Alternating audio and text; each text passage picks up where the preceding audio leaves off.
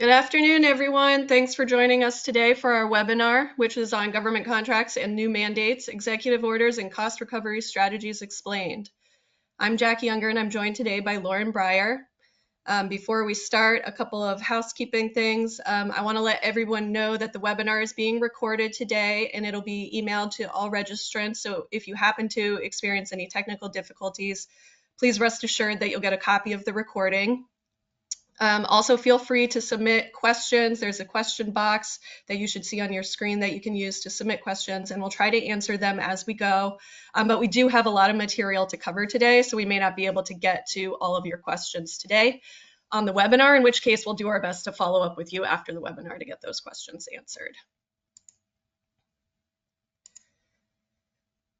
All right, so as I said, I'm Jackie Unger. A little bit of background about me. I'm the chair of Polero Mazza's Government Contracts Practice Group, as well as co-chair of the firm's False Claims Act group. A little bit about my practice. I help contractors navigate doing business with the federal government, which includes advising on disputes with the government, counseling on FAR and small business regulatory compliance issues, litigating bid protests and size and status protests, and handling False Claims Act investigations, among many other GovCon areas that I help with. I'm joined today by Lauren Brier, chair of our REA's Claims and Appeals Practice Group. So I'll turn it over to Lauren to give a brief intro of herself.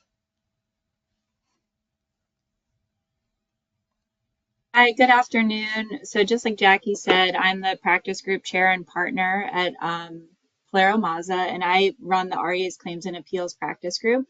So primarily focused on contract disputes and the related processes, and then also handle terminations, cure and show cause notice responses, and disputes over defective and vague specifications. So here's a little bit of information about our firm. If you're not already familiar with Polero Mazza, in addition to assisting in all aspects of government contracts, our firm also assists clients in areas of construction, business and transactions, labor and employment, and litigation and dispute resolution. So you can see the areas that we focus on here. I'll say if you're interested in staying up to date on recent developments impacting government contractors, I recommend that you sign up for our newsletters and blogs. If you aren't already signed up for them, you can do so at our website, poleromazza.com. And I do want to remind everybody that this webinar is for informational purposes only. Nothing we say today is intended as legal advice for your particular circumstances.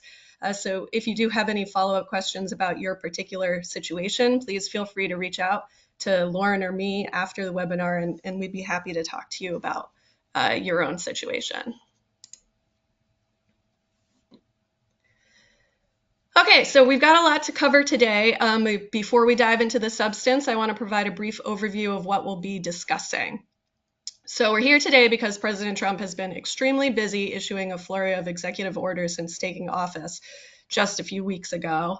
Actually, to date, he's issued over 60 executive orders, which is the most by any president in their first 100 days in over 40 years, and he's only a few weeks in so far.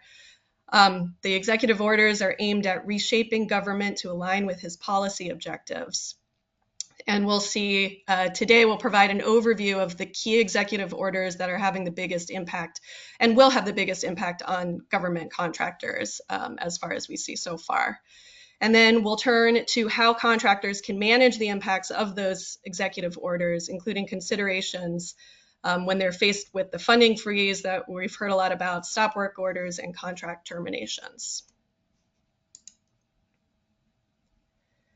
So jumping right in, first off, on President Trump's first day in office, he issued an executive order that rescinds 78 orders from the prior administrations that he deemed don't align with his policy objectives.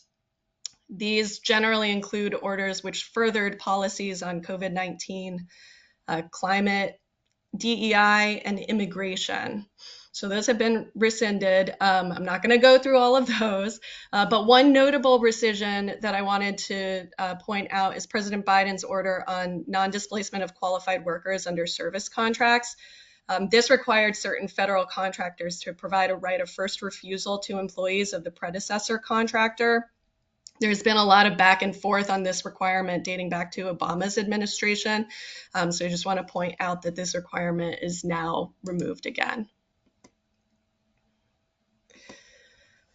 Okay, so next, President Trump has issued several directives and executive orders in furtherance of his trade policy, which overall aims to strengthen U.S. manufacturing and the domestic economy. So first, I want to talk about his America First Trade Policy Directive.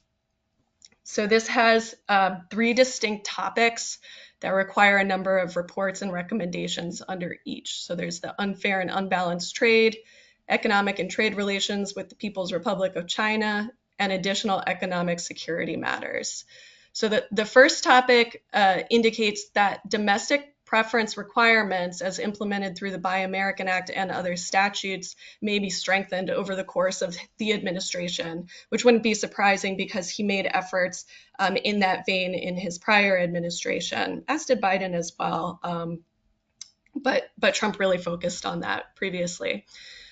So here in this executive order, it requires the U.S. Trade Representative to review the impact of all trade agreements on federal procurements otherwise subject to the Buy American Act, and to make recommendations to ensure that trade agreements are being implemented in a manner that favors domestic workers and manufacturers, not foreign nations. The order also requires investigations into the causes of annual trade deficits, the feasibility of establishing an external revenue service to collect tariffs, unfair trade practices by other countries, and various other matters as well. So we'll have to see down the road whether we get strengthening of domestic preferences through this review process. The second topic here requires a review of trade relations with China, including investigation into acts, policies, and practices by China that may be unreasonable or discriminatory, or that may burden U.S. commerce. And the third requires action aimed at improving U.S. economic security, such as requiring reviews of the U.S. industrial manufacturing base, the U.S. export control system, and the impact of foreign government financial contributions on federal procurement programs.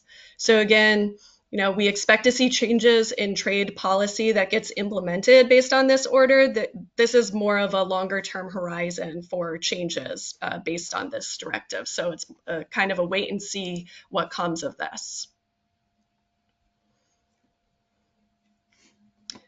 There are more immediate impacts, though, that are currently being felt already from the tariffs that have been imposed and others that are likely to be imposed imminently.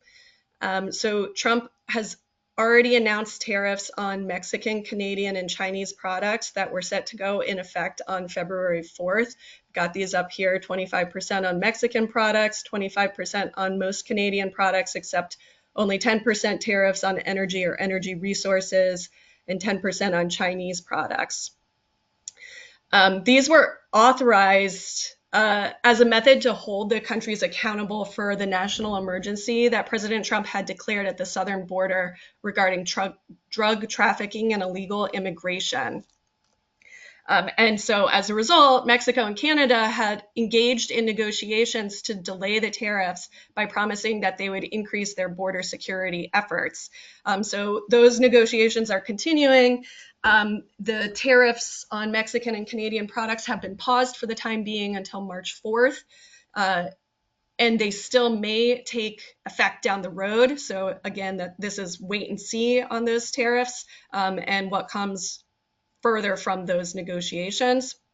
However, the tariffs on the Chinese products did go into effect on February 4th. In addition to that, on February 10th, Trump has just signed proclamations that impose 25% tariffs on steel and aluminum imports. And there's no exceptions. Previously, when these tariffs existed, there were exceptions for certain countries, but those don't exist anymore. And these are currently set to become effective on March 12th. So we'll have to see whether there are any negotiations with particular countries or anything that delays these going into effect. But right now, they're slated to go into effect on March 12th. Trump has also signaled that he intends this week to issue an order imposing reciprocal tariffs, meaning that US tariffs will match dollar for dollar the amount of duties that are imposed by other countries on imported US products. So we're still waiting on that one, but that may come into effect shortly here as well, or be announced at least to come into effect soon. So as a result of the tariffs, contractors that are sourcing products or construction materials from abroad are likely to see price increases and potentially supply shortages as well. So we recommend that you check your contracts to see if there's a mechanism to recover the increased costs and excuse any delays that you see, and also factor those increased costs into proposals going forward, and also consider whether changes in the supply chain are necessary or even feasible.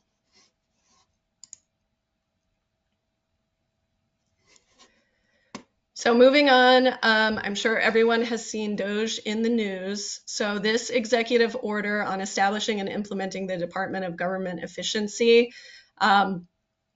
it requires DOGE to have teams of at least 4 people in each agency, and it directs the agencies to give DOGE full access to agency records. The executive order states that DOGE's purpose is to undertake a software modernization initiative. But we've seen a lot of concern about DOGE getting unfettered access to these systems, agency systems, which contain contract, HR, and payment information. The current concerns, particularly come in light of DOGE's stated goals and the current efforts we're seeing to slash costs across the government. So there have been a number of lawsuits that have been filed challenging the establishment of DOGE because it effectively delegates decision-making authority to private citizens without providing public access to the process. And there are also lawsuits challenging this disclosure of personal and financial records that various agencies are providing to DOGE. And there have been TROs issued that have limited DOGE's access, at least with respect to Treasury Department records. Otherwise, the other lawsuits are ongoing, and we'll have to see what comes from those.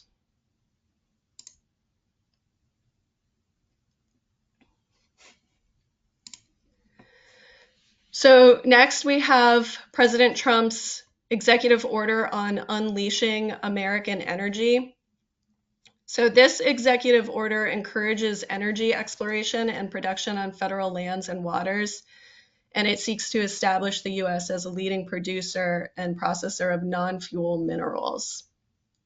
It does rescind Biden administration clean energy and climate-related executive orders, and it also abolishes any offices and programs that are established under those orders. And it directs that contracts that are in furtherance of those entities or programs that are being abolished, that those contracts be terminated.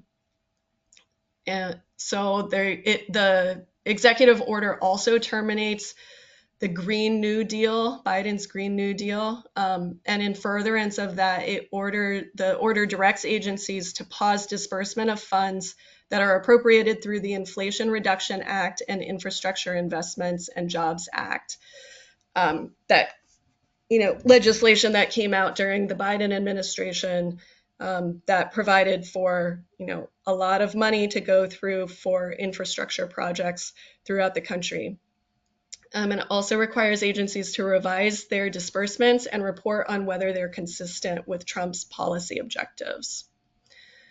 OMB issued a memo purporting to clarify that the pause only applies to funds that are supporting clean energy and climate-related initiatives, so not necessarily all funding that's coming out of the IRA and the IIJA, but only the ones that are specifically related to these clean energy and climate-related initiatives that the Trump administration wants to roll back. But there's still a lot of uncertainty as to how this should be defined and whether specific projects that are funded through this legislation falls into these categories or not. So there's still a lot of confusion going around. But in light of some recent court orders, which I'll be talking about in a few minutes, the pause on this funding should be lifted, but it remains to be seen whether agencies will comply or not, given the large amount of confusion that's floating around about what's really impacted here.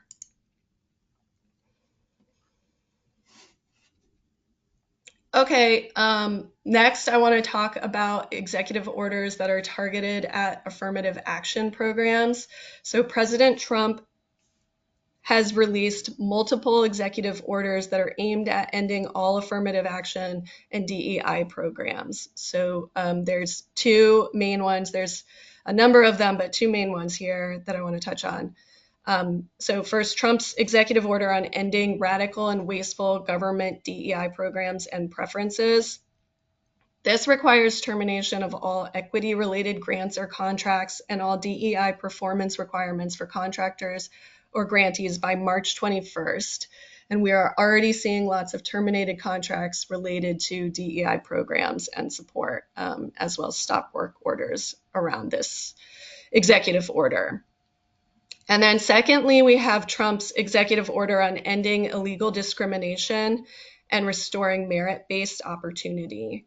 So this executive order declares race and sex-based preferences to be illegal, and it revokes prior executive orders from previous administrations that established federal contractors' affirmative action obligations, such as establishing affirmative action plans.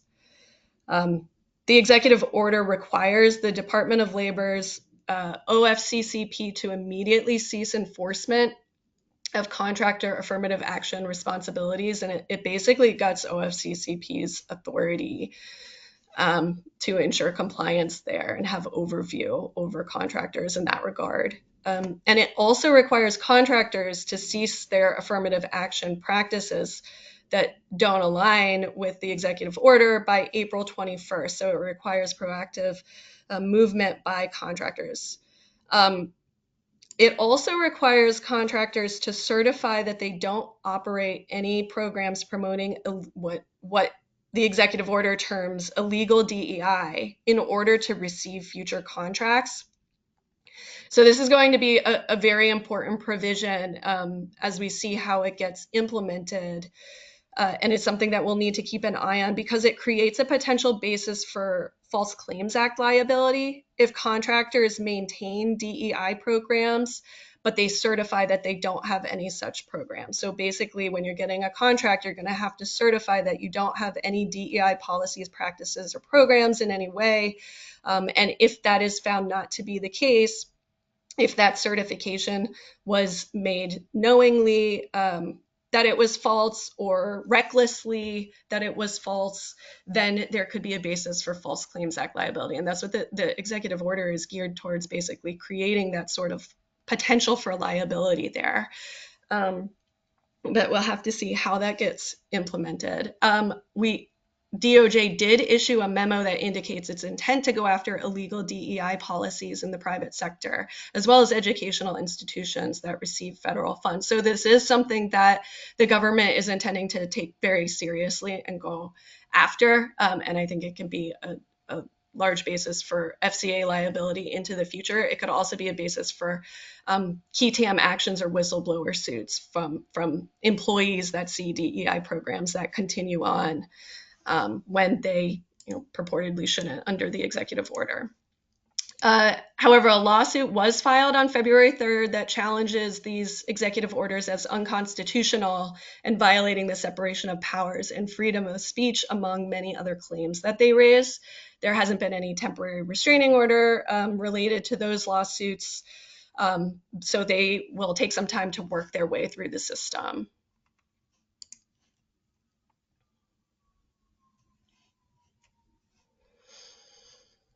Okay, next we've got President Trump's January 20 executive order on reevaluating and realigning United States foreign aid.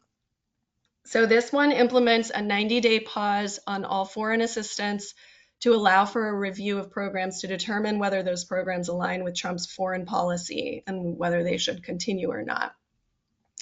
We've seen stop work orders that are being issued for USAID foreign assistance grants, and USAID workers are being laid off or furloughed, and funding has been frozen, including for services that have already been performed.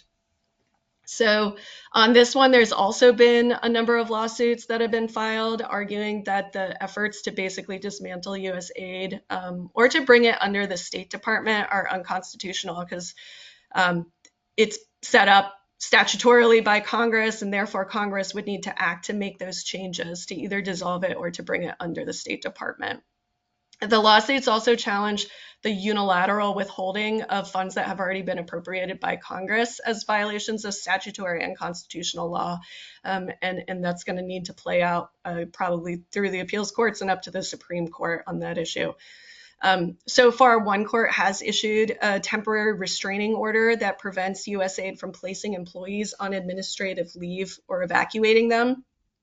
But the judge in that case did deny the request there for a TRO on the funding freeze because the plaintiffs in that case, who were just USAID employees, couldn't show sufficient harm to themselves from the funding freeze.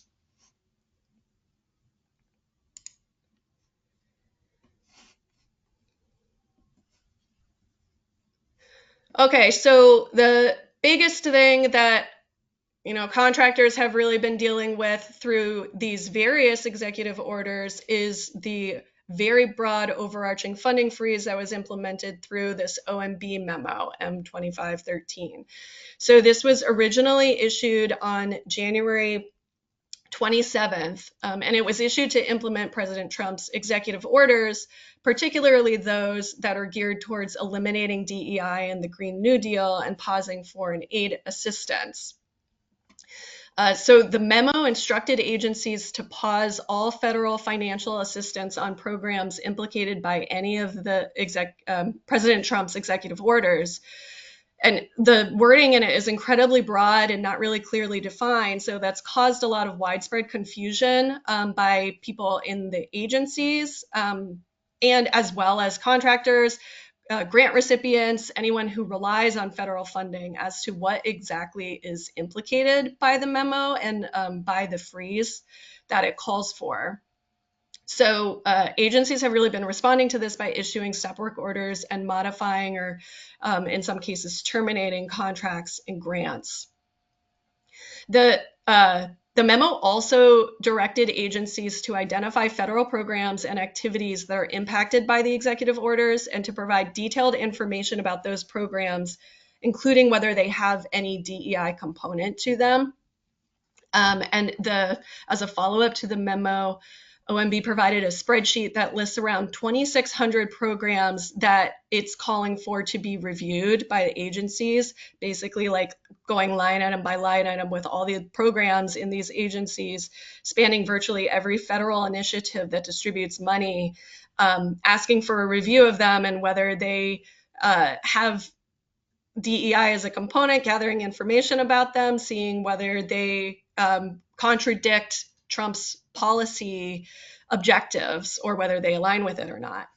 Some of the programs that are to be reviewed do include SBA's 8A program as well as the Hub Zone program, but notably not at this time, the WOSB or SDVOSB programs, as well as the U.S. Department of Transportation's DBE program. So as I'm going to note in a couple minutes, this memo has been rescinded for the time being, but agencies may still be conducting these reviews or directed to do so or something similar in the future. So it's likely, even if the review isn't going on right now with the details submitted already, the programs are still likely to be subject to scrutiny down the road. So it's something that we need to be keeping an eye on.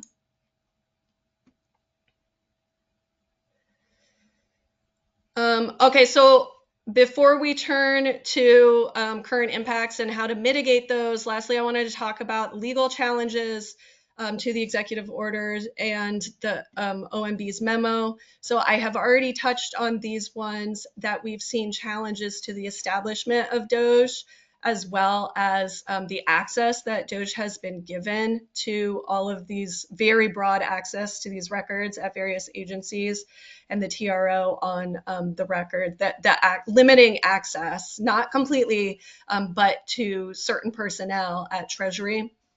And then the challenges to the dismantling of US aid as well.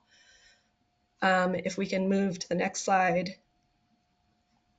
There's a little more nuance going on with the very broad funding freeze that was implemented by OMB's memo. So here on this one, 2 lawsuits were filed that challenged the funding freeze directed by the EO and implemented by the memo.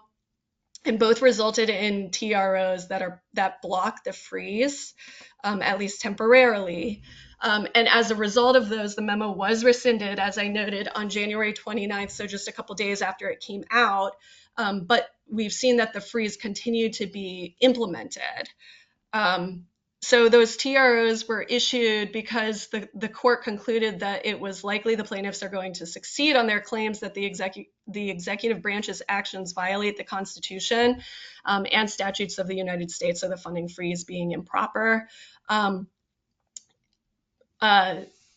However, various agencies, what we've seen is that they've taken the position that the TRO only applies to freezes on financial assistance that's provided through grants and not government contracts administered under the FAR.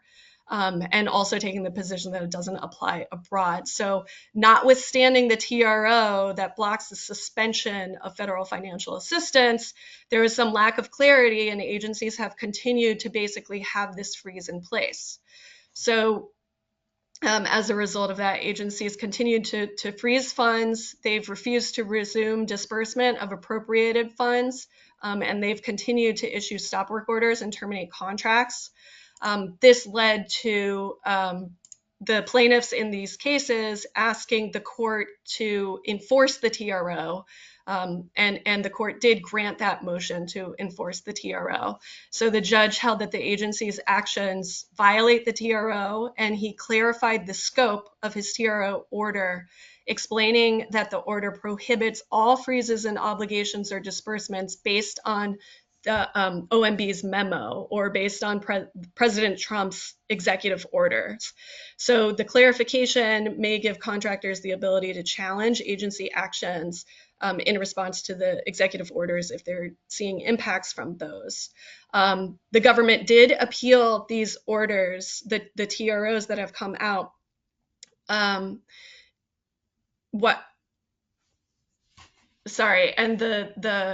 they appealed them up to the First Circuit Court of Appeals. And so far, the First Circuit Court of Appeals has rejected the government's request for an administrative, basically an immediate stay, which would have allowed the freeze to go back into effect. But there's still, so there is to be no freeze currently based on the court's order. But arguments still remain for whether a broader stay will be in place, meaning that the freeze could potentially go back into effect as a result of the appeal that is going on. So currently the order is that the funding freeze should not be given effect at all, but there is still litigation that is ongoing around that. So with that background on the executive orders, I know it was brief and somewhat high level, but there's a lot to get through here. So with that background on those and the state of things, I'm going to turn it over to Lauren to talk about managing impacts from these executive orders. Yeah, thanks for that, Jackie. So being the head of the REA's Claims and Appeals Group, we're seeing a ton of just actions resulting from all of these executive orders. And we're going to focus at a high level on the 3 biggest issues that we're seeing. And we're going to start talking about stop work orders that are kind of flowing from various agencies. At first, we saw it coming from USAID and state. Now it's more broad. We're seeing them come out from USDA, GSA, SBA, et cetera. So we're going to talk about best practices, how to handle those stop work orders once they're lifted, if they are lifted. Would you approach that through the REA process or a claim process? And just some warnings as far as what we're seeing on the operational side, as far as communicating with contracting officers moving forward.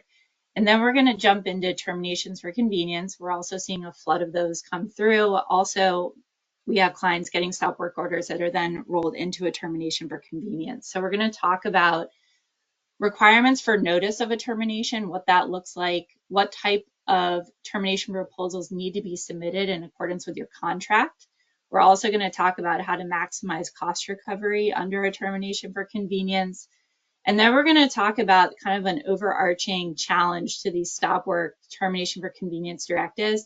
And a lot of that is tied to what Jackie just touched upon as far as what's going on in the courts and the amount of uncertainty that that is creating, so that you want to make sure that you're reserving your rights based off of how things play out at the courts.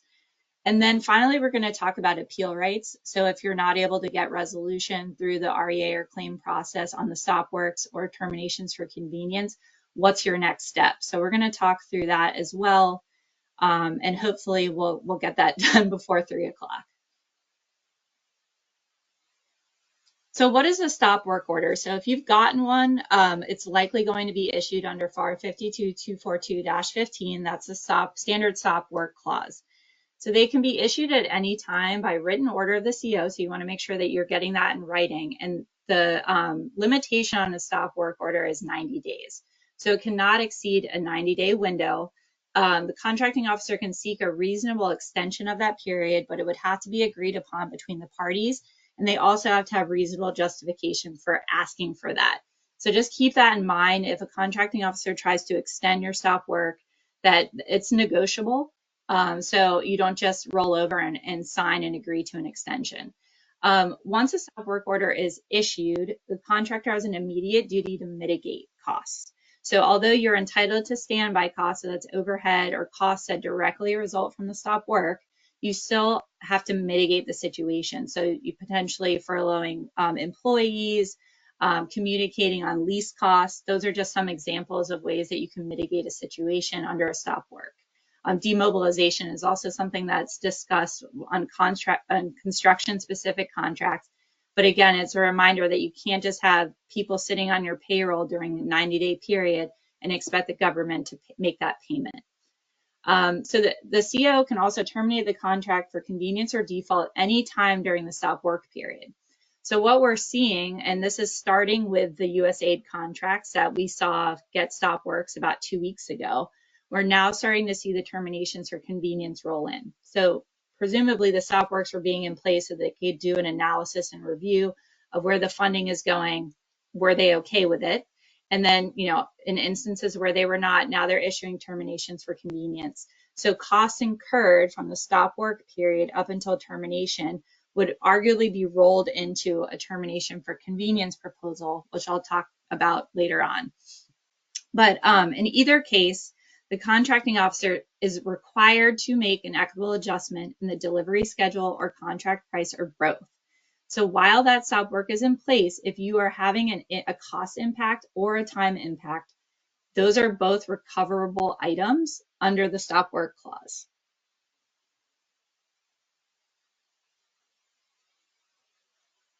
So we can go to the next slide. So when do you seek those costs or the time associated with your contract? So under the stop work clause, you have 30 days to submit a request for equitable adjustment seeking an extension of your performance period or costs incurred as a result of the stoppage. There's no required format because you'd be submitting a request for equitable adjustment, and there's no FAR regulation as to what an REA is supposed to look like. What we suggest, is putting some background and then breaking it out by cost category. One of the key points that you can include in your submission is you can recover attorney's fees. So if you engage legal counsel to assist you in preparation of your request for adjustment tied to a stop work, those fees can be wrapped up into that request. And then you also can include administrative costs and internal costs. So say you have a project manager working on implementing the stop work and negotiating with employees, et cetera. Make sure that you are recording that time and associating that with a reasonable labor rate, and you can include that cost as part of your request for adjustment. There's no required deadline for the government to respond. So just keep that in mind that when you do submit an REA under the stop work order clause, that there's no regulatory requirement for the government to respond. So they can sit on that, and that's going to play into some of the suggestions that I bring forward on the next slide. So best practices on stop work orders. So what we're encouraging our clients to do is that if they understand that there's going to be a cost or time impact, that you immediately notify your CO of your intention to file an REA. This is not a requirement under the clause, but given the ever-changing circumstances that we are under with the transferred administration, we think it's very important to put these individuals on notice. With these resignations and buyouts, we're not sure who's going to be overseeing contract administration on the federal employee side. So again, it's very important to immediately put them on notice of cost and time impacts. The other thing is to begin immediately working on mitigation and recording your proof of that mitigation. So keeping really clean records of what you're doing to ensure that the stop work is implemented and the costs associated with that. So that goes to documenting your efforts entirely.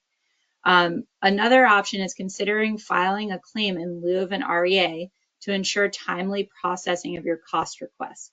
So this is normally in standard practice. We would say, take your time, make sure you meet that 30-day window, get your REA out there. It's a negotiation process.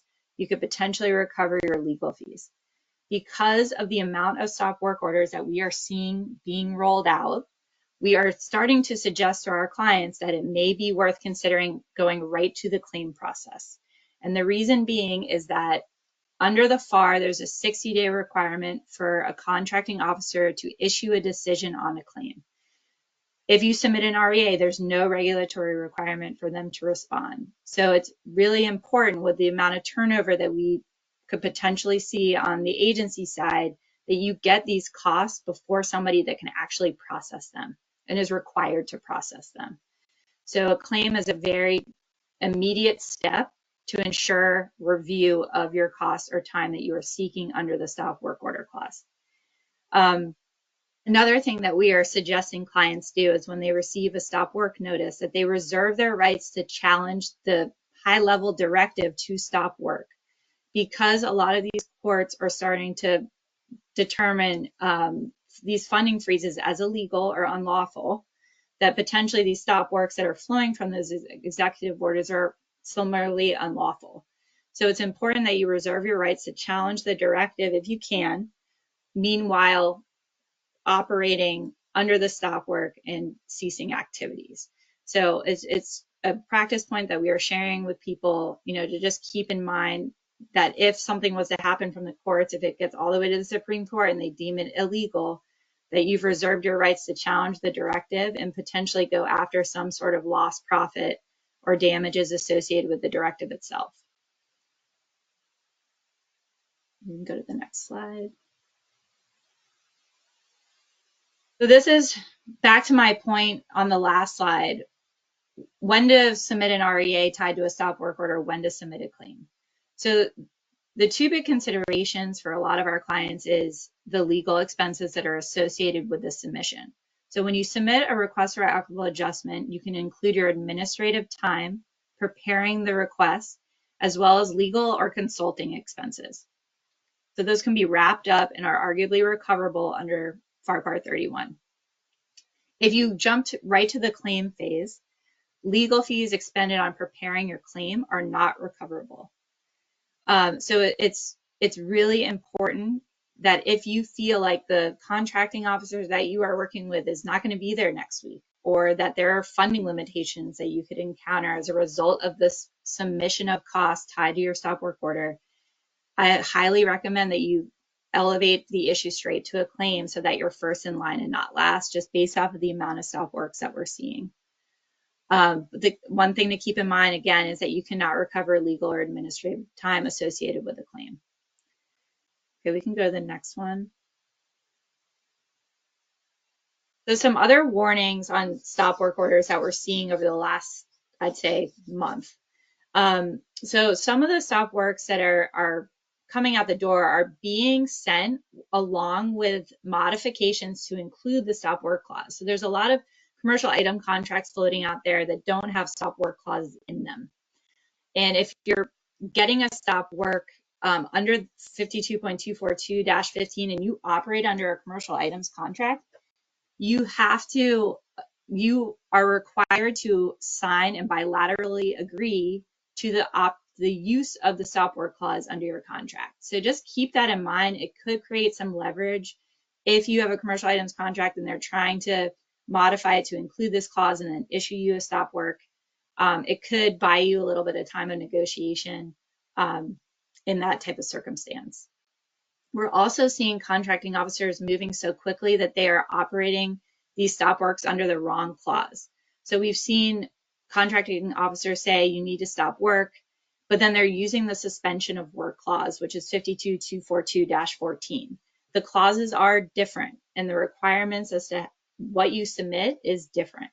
There's a reasonableness standard that's built into suspension of work costs.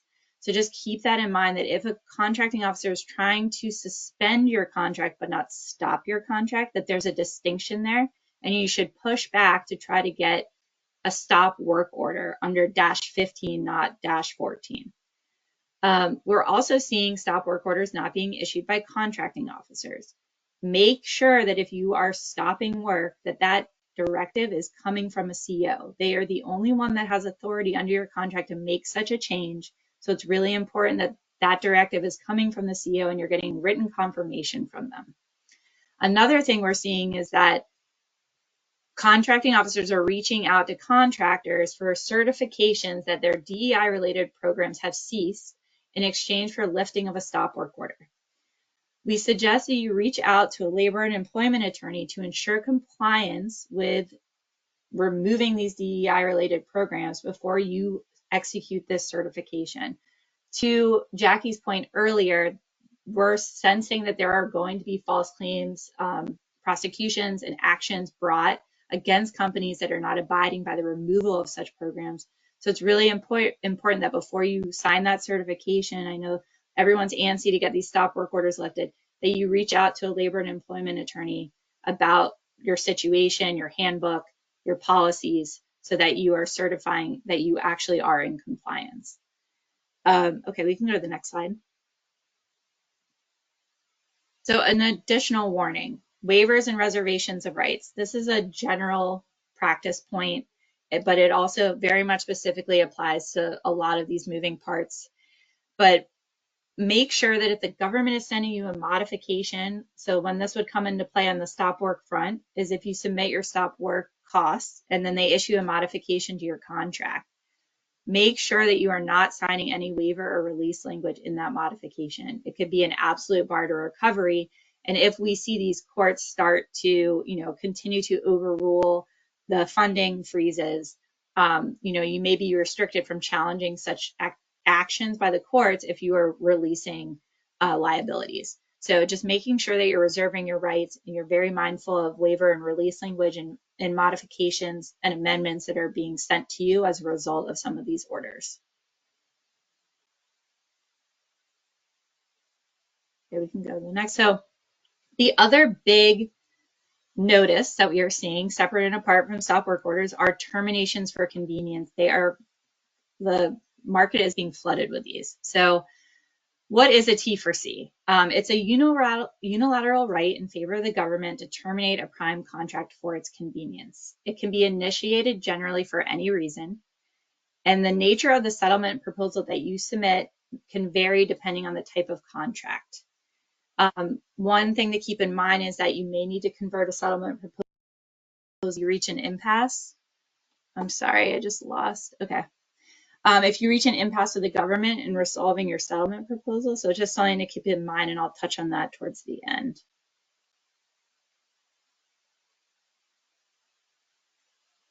So you received a termination notice. Now what are you required to do? So I suggest that anybody attending this webinar take a closer look at 49.104.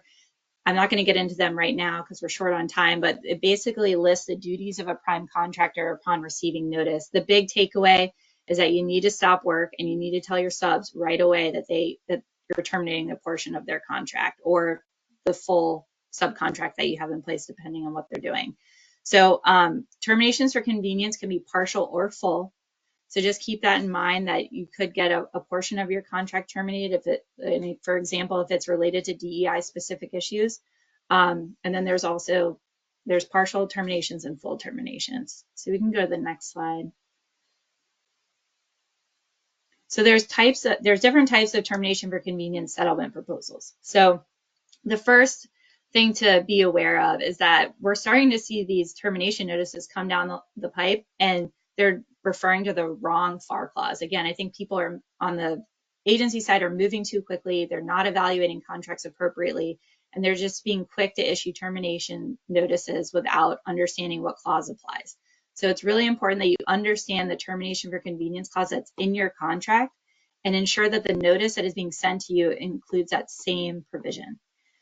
The reason why that's so important is because proposal requirements under these 4 clauses are different. A proposal under a termination of a firm fixed price contract, you need to look at 52249-2. There's specific requirements that fit in there, and we're happy to talk about that if anybody has questions outside the webinar. Same with cost reimbursement contracts, services contracts, and commercial items. Commercial items contract proposals are very, very different from the first 3. The reason being is that commercial items termination proposals are not bound by cost accounting standards. There are no audit requirements. There's no accountant sign off required. So it's really important to understand your rights under these clauses and the forms that are associated with them, because the first 3 have certain standard forms that are required to be submitted and signed off by an accountant when you submit your costs. So we can go to the next one.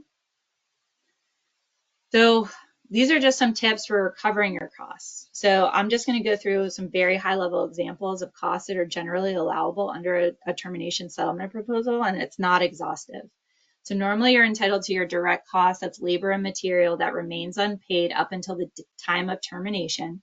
You're entitled to your settlement expenses. So that's accounting, legal, clerical, termination of subs, time spent on preparing your proposal. And so legal time spent is also a recoverable cost item.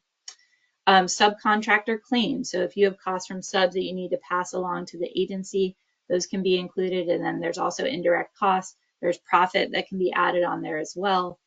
But again, the proposal requirements under firm fixed price, cost reimbursement, services, et cetera, are all different. So it's really important to pay attention to those FAR clauses. Claim costs should be generally allowable, allocable, and reasonable under FAR Part 31. You do need to mitigate damages just like you do under the stop work clause, and you can't duplicate any type of recovery. So it's really important that you understand your overhead costs, markup, et cetera, and that you're not double dipping in any way. Okay, we can go to the next slide. So can you challenge these stop works and terminations for convenience? So this is built into the court cases that we're seeing. So the government has broad discretion in electing to stop work or terminating a contract for the convenience of the government. So we see stop works all the time. We see terminations for convenience all the time, but we haven't seen the flood of stop works and termination notices as we have seen since the administration changed. So, and what normally happens is if you want to challenge a stop work or a termination for convenience, the only legal challenge that you may have is that it was issued in bad faith or there was a clear abuse of discretion. So allegations of abuse of discretion are evaluated based on the following. If there's evidence of subjective bad faith, or there's whether there's a reasonable contract-related basis for the decision, the amount of discretion given to the official, whether they violated a statute or regulation. The reason why this is suddenly so important is because we think that you could potentially make these types of arguments in challenging the directives based off of the court decisions. So if, these appeals play out and it is deemed unlawful as far as these funding freezes, there's a potential argument here to challenge these stop works and terminations. So it's just something to keep in mind as they come down, and it ties back into my point that you reserve your rights to challenge these directives. So we can go to the next slide. So best practices to challenge: reserving your rights in writing. So making sure that you touch base with the contracting officer to tell them about your position. The judge out of Rhode Island just issued their decision ordering the government to put that, to unrestrict the freeze. So, following up with your contracting officer based off of that decision from February 10th is not unreasonable. Keep an eye on federal court decisions and impacts of any injunctions. To Jackie's point, very early on in the webinar, we put out a daily report and a weekly newsletter, and we're trying our very best to stay on top of all of these issues for, the contractor community. So sign up for our newsletter so that you are staying abreast of all these changes and ever-changing circumstances. My other big point, contact your congressperson. Please contact your congressperson to let them know the impacts that you are feeling as a result of all of these executive orders. And then the final point is that think about converting your stop work order REA or your termination proposal to a claim as soon as possible. Again, that way you can try to guarantee that somebody is actually looking at your submission. Under the FAR, they have a 60-day requirement to issue a decision. So that only helps your situation because you're ensuring that somebody's going to take a look at it versus just sitting out there. So we can go to the next slide. So appeal rights. So what do you do if you submit a claim on the T4C side or the stop work order side and the contracting officer denies it? So your next step is to appeal it to the Board of Contract Appeals or the Court of Federal Claims. So the Board of Contract Appeals, that means the Civilian Board for civilian contracts, and then the Armed Services Board for DoD contracts. But and then some other agencies, the Postal Service and FAA, have their own Board of Contract Appeals as well. You have 90 days to appeal the decision to the Board of Contract Appeals. You have 12 months to appeal that to the court. There are pros and cons of using either forum.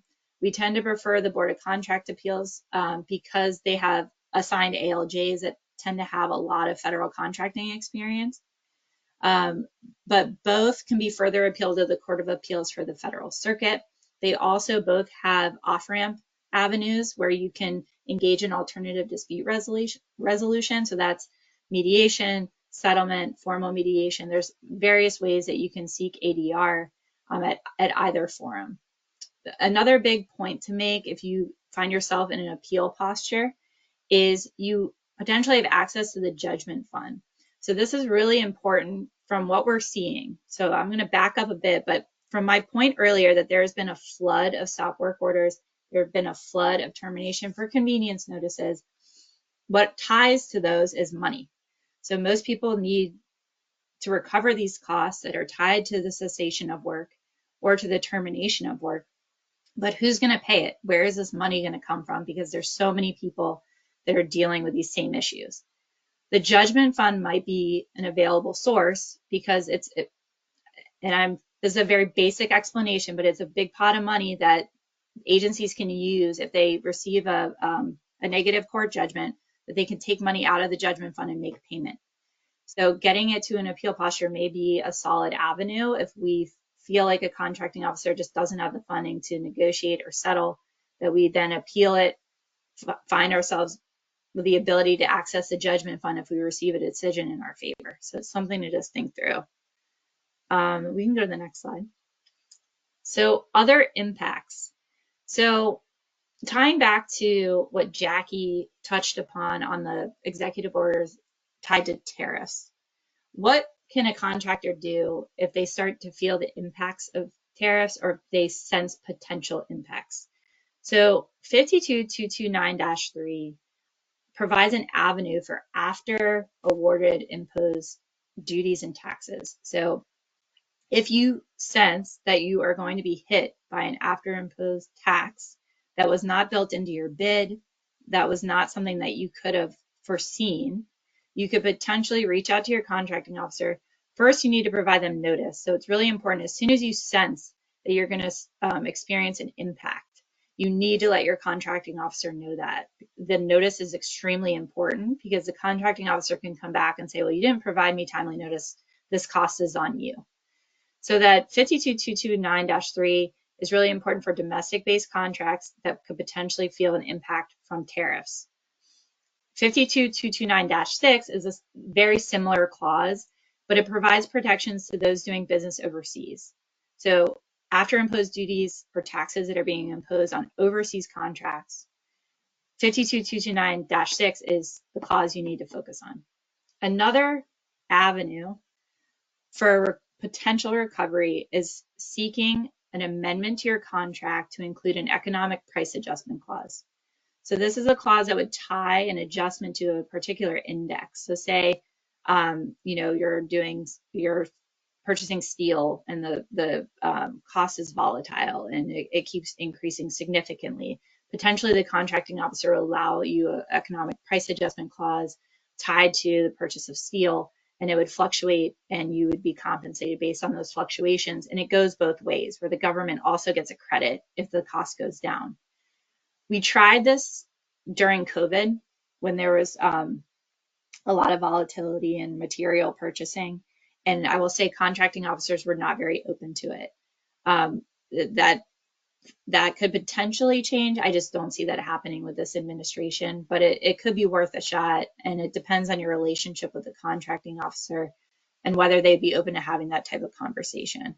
Another big practice point and impacts that could be tied to some of these EOs is making sure you tie down subcontractor quotes.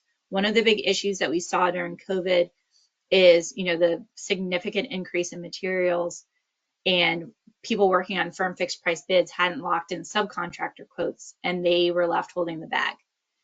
What we're seeing is subcontractor quotes are for shortened time periods. They're not doing 30-day lock-in quotes. They're doing 10 days or 5 days. So it's just a practice point to make sure that if you're negotiating with a subcontractor, you feel like there will be a potential impact to a material cost, that you lock in that subcontractor quote as best you can, so that you're not, experiencing that same type of negative impact that we saw during COVID. Another big point is unpaid invoices. We are starting to see non-payment after 30 days, and it's in circumstances where contractors haven't had a stop work or a termination, or there's really no foreseen threat to their contract, but there's just not non-payment. We think that a lot of that is tied to the uncertainty with the federal employees, resignations, buyouts, turnover. People aren't paying attention. What can you do if you have an unpaid invoice? You can go back to the contracting officer, let them know that you will be seeking Prompt Payment Act interest, which begins to accrue after that 30-day window, potentially 15 days if you are a small business. But unfortunately, unless you elevate it to a claim, your only recourse is to basically push back on the contracting officer for Prompt Payment Act interest. Also seeing, potential for unforeseen delays. So due to supply chain disruptions, this kind of feeds into the tariff issue. If you are starting to see delays due to supply chain disruptions that are outside of your control and your subcontractor's control, make sure you provide notice to your contracting officer so that you can receive an extension of your performance period due to any excusable delay. Another thing that we are, paying close attention to are our clients' employment handbooks and policies, making sure that that goes under a tight review based off of these EOs and DEI, illegal DEI interpretations. Making sure that you go through that and make the changes that are necessary based off of these EOs. And again, reaching out to, we have a labor and employment practice as well. We're looking into those types of issues. So these are all really important things to keep in mind as we proceed forward with this administration.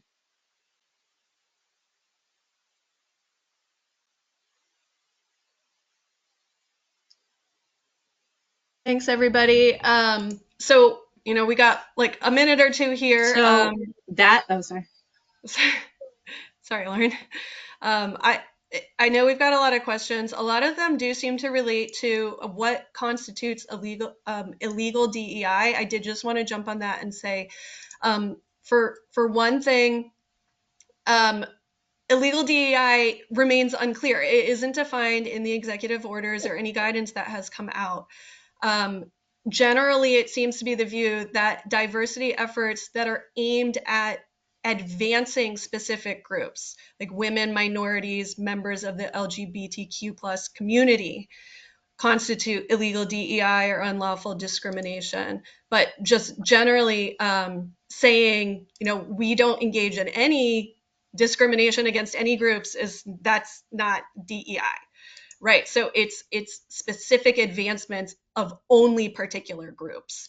But in terms of specific language and specific programs that's allowed and not allowed in terms of DEI under the terms of the orders, that remains to be seen. We don't have guidance on that. So, it really is fact specific and need to look at what your own programs and policies are. I will also say that there's still a requirement to conduct affirmative action plans as it relates to veterans and individuals with disabilities. That's not touched or implicated by the executive orders. So hopefully that clears up some of the questions. We've reached the end of our time now. We will work to get back to everybody's questions. I know we've got a lot of them. Sorry, we couldn't get to everything. We will be sending out a recording of the webinar, so you can digest everything that we've said. And we will work to get back to you guys. So thank you for spending your hour here with us today. Hopefully we've provided some clarification on some of this stuff, even though there's a lot swirling around right now.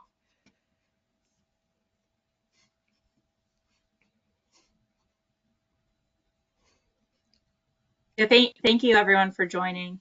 And if you have questions that weren't provided through the webinar program, feel free to email myself or Jackie. We're happy to have any follow-up discussions.